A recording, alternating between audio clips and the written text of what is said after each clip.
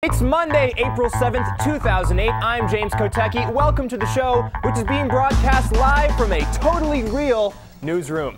Mark Penn is no longer the chief strategist of the Clinton campaign, largely because he's the worldwide CEO of a public relations firm that opposes many of her policies. Now, you'd think someone might have noticed this earlier, but he stepped down this weekend after meeting on behalf of his firm with the Colombian government about their campaign for a free trade agreement that Hillary Clinton is against. And this isn't the only time this has happened. One subsidiary of Penn's firm represents Blackwater, you know, the shadowy army of mercenaries in Iraq.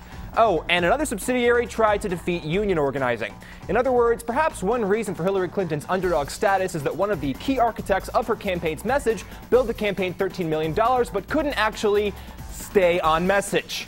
You know, sometimes in a national campaign, it's those little details that can make a big difference.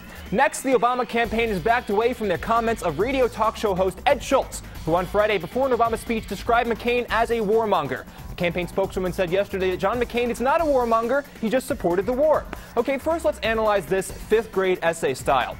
Webster's dictionary defines warmonger as one who urges or attempts to stir up war. And since John McCain supported the war, therefore John McCain is the warmonger.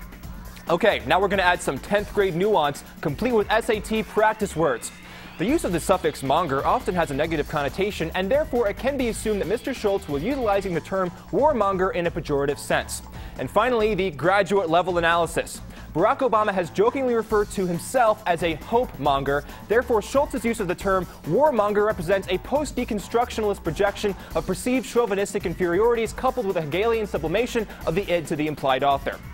Finally, let's step back for a second and take a meta look at what's going on here. Okay, so a Clinton advisor gets caught undermining his candidate's trade policy in talks with a foreign government, but isn't that exactly what Obama advisor Austin Goolsbee was accused of when he talked about NAFTA with the Canadians? And what about this talk show radio host who drew criticism for bashing a political opponent in an over-the-top introduction? Isn't that what talk show host Bill Cunningham did when he bashed Obama when McCain was speaking?